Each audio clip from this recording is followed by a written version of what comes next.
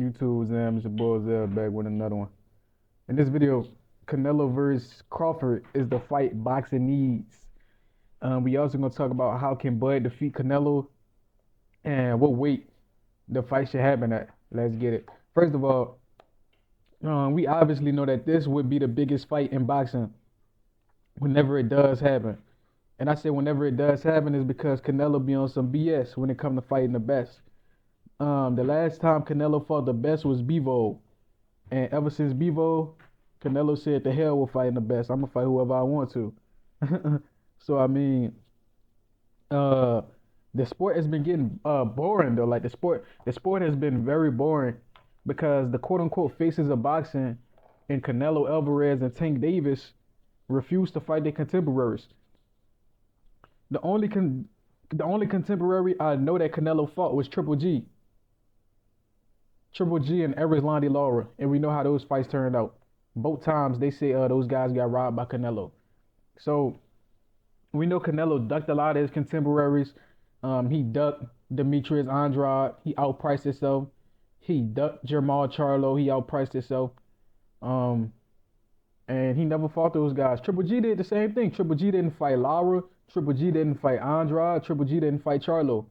You know those, and I'm not saying that because I'm rooting for one guy or the other.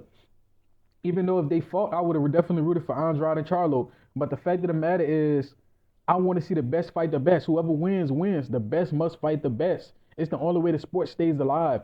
Why you think the two best eras of boxing were the golden age of heavyweights, George Foreman, Joe Frazier, Muhammad Ali. That was a golden age of boxing.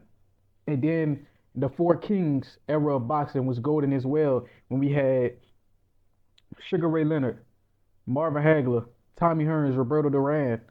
Then we could throw in a few other eras, Mike Tyson's era, Floyd Mayweather's era, which was like the 90s, early 2000 era. So we know that boxing can be great when the best fight, the hidden gem, the hidden formula to make boxing great, the best fight the best. Win, lose, or draw, the best fight the best. That's when the biggest pay-per-views happen.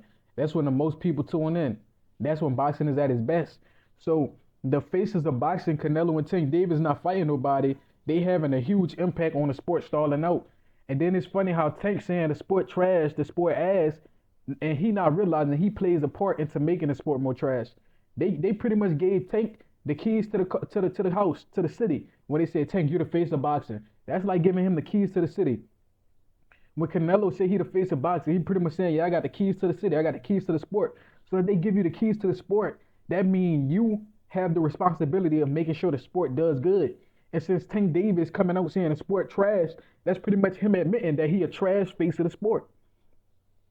But if you don't believe me, I'm going to get into it even deeper. I'm going to talk about how can Bud beat Canelo. Because we know if Bud was the face of the sport would be lit. Because all Bud do is look for smoke. As all Bud won't do is fight the best and beat him and show that he the best. As all Bud won't do. And that's why we love Bud.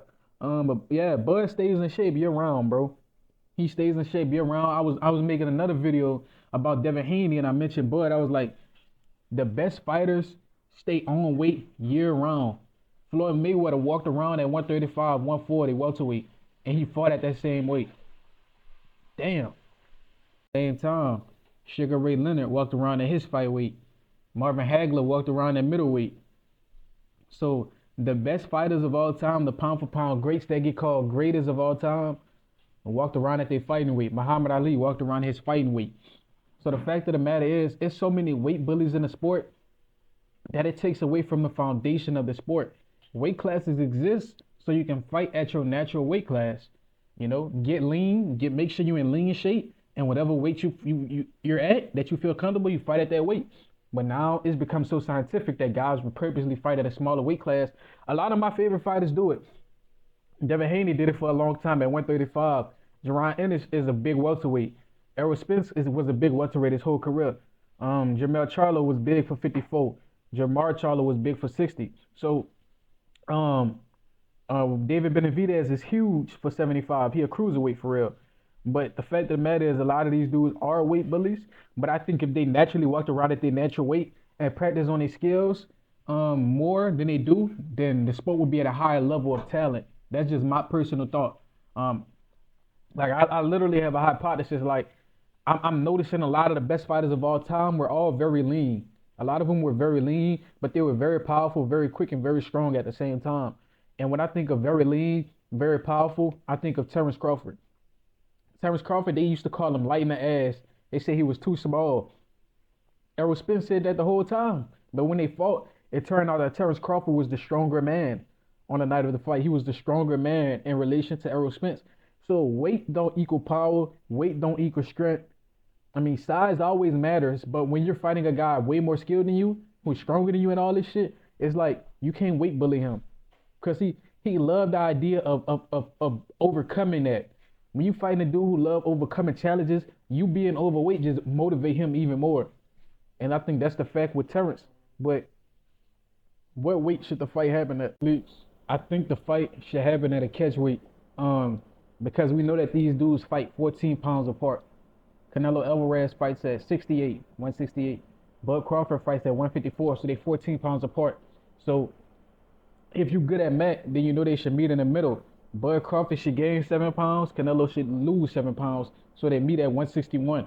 I think if these two dudes fight at 161, the fight gonna be extremely competitive because we know that Canelo is gonna rehydrate crazy, and we know that Terrence Crawford is very strong for his weight.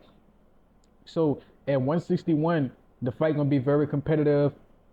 I think that gives Terrence Crawford the best opportunity, the best chance to beat Canelo Alvarez, but he gonna have to earn it because Canelo gonna try to seek and destroy and walk him down.